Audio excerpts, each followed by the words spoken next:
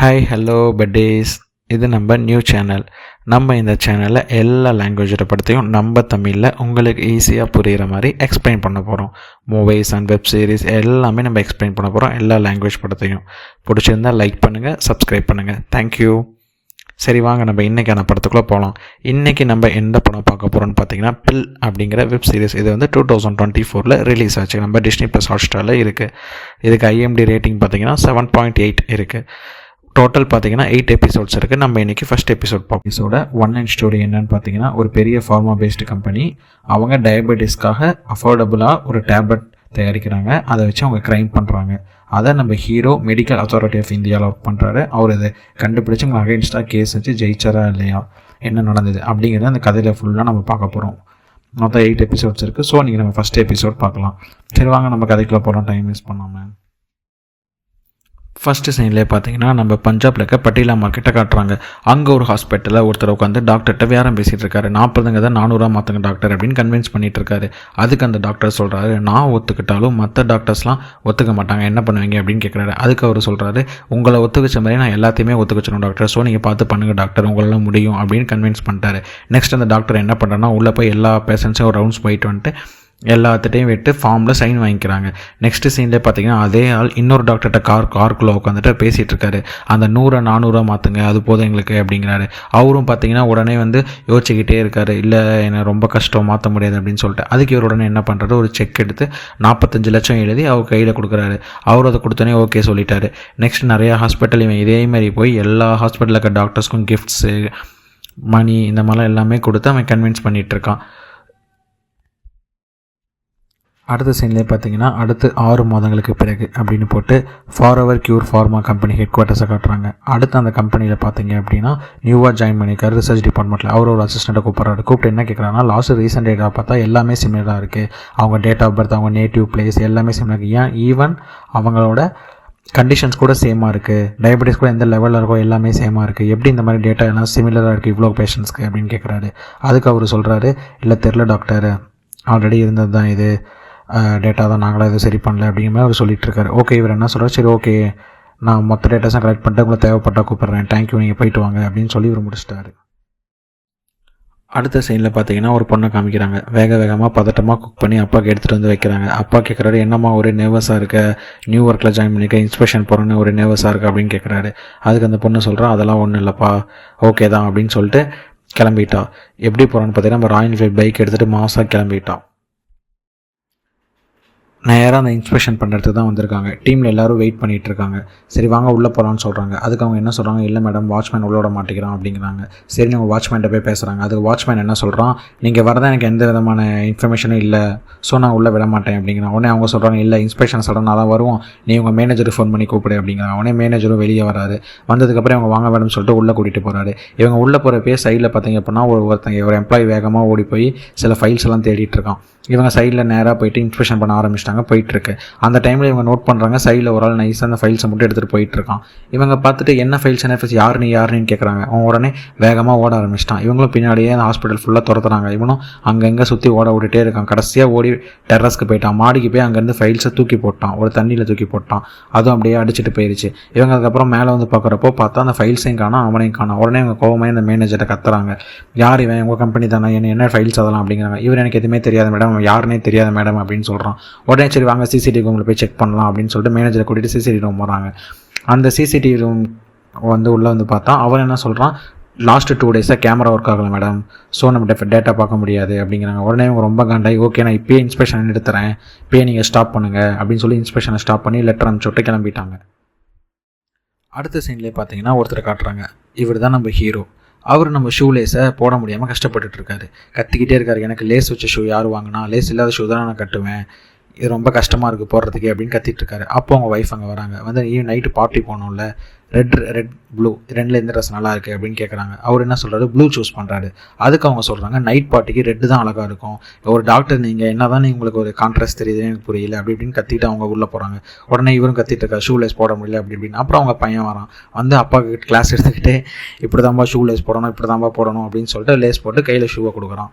Okay, அடுத்த சீன்லேயே பார்த்தீங்கன்னா அவங்க ஃபேமிலியாக அந்த பார்ட்டிக்கு நைட்டு காரில் போயிட்டுருக்காங்க. அப்போது ஒரு ஃபோன் வருது ஹீரோக்கு.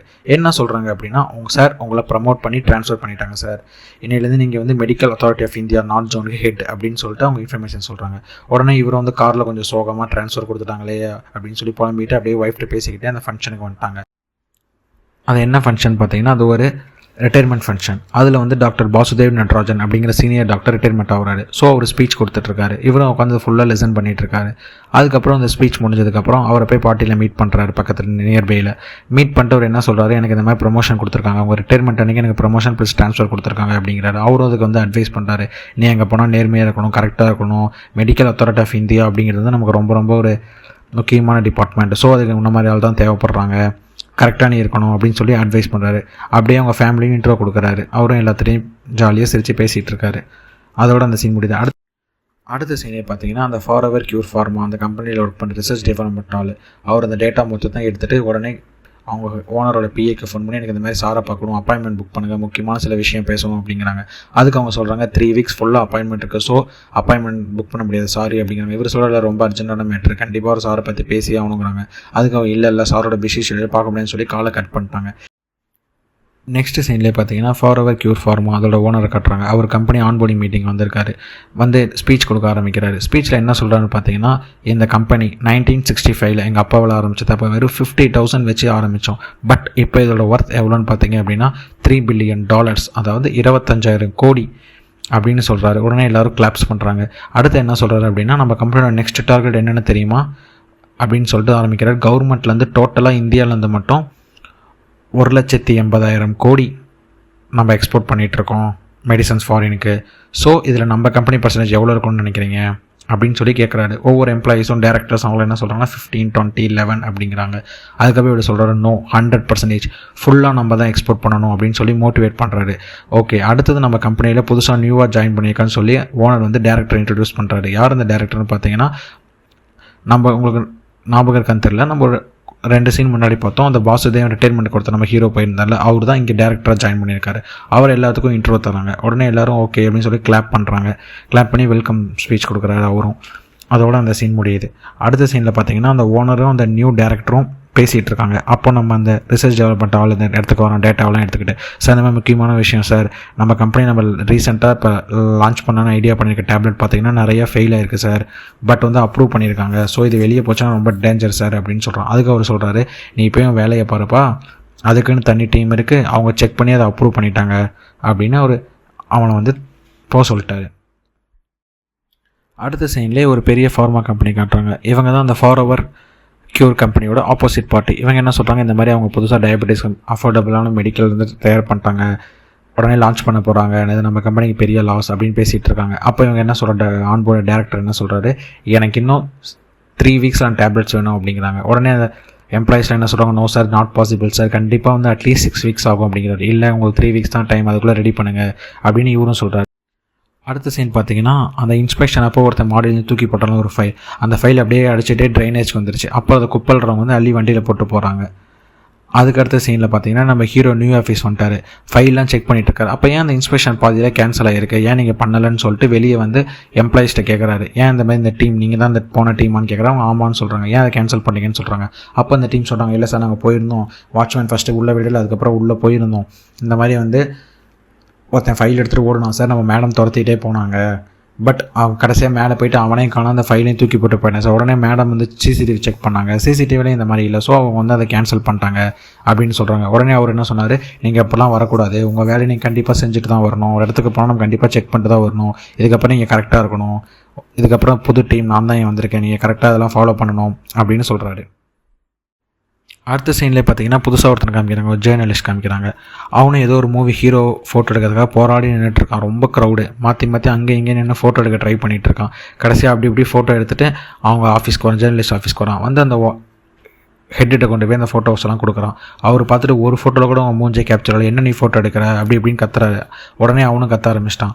இது என்ன நியூஸ் ஜேர்னலிசம் இது, ஹீரோயின்ஸை ஃபோட்டோ எடுத்து கிசு எழுதுறதுக்கு நான் ஒன்றும் வரல, நான் இங்கே ஒரு க்ரைம் இன்வெஸ்டிகேஷன் பண்ணலான்னு வந்தேன் அப்படி இப்படின்னு புலம்பிட்டு நான் கிளம்புறேன் சார் அப்படின்னு சொல்லிட்டு வெளியே கிளம்பிட்டான். சரின்னு சொல்லிட்டு வேகமாக வெளியே கிளம்பி வண்டியில் போயிட்டு இருந்தான். அப்போ அர்ஜென்ட்டாக ரெஸ்ட் ரூம் எடுத்தானே ட்ரைனேஜ் பக்கம் ஓரமாக போயிட்டு நின்று ரெஸ்ட் ரூம் போவான். அப்போ பார்த்தீங்கன்னா அந்த ஃபைலை அவன் பார்க்குறான். என்ன ஃபைல் புதுசாக இருக்குது அப்படின்னு சொல்லிட்டு அதை படித்து பார்த்துட்டு அப்படியே அந்த ஃபைல் எடுத்து தட்டி திறக்கிறான். அதோட ஃபஸ்ட் எபிசோட் முடியுது. தேங்க்யூ கைஸ் வாட்சிங் திஸ். பிடிச்சிருந்தா லைக் பண்ணுங்கள், சப்ஸ்கிரைப் பண்ணுங்கள். நம்மளோட செகண்ட் எபிசோட் நாளைக்கு பார்ப்போம். பாய்.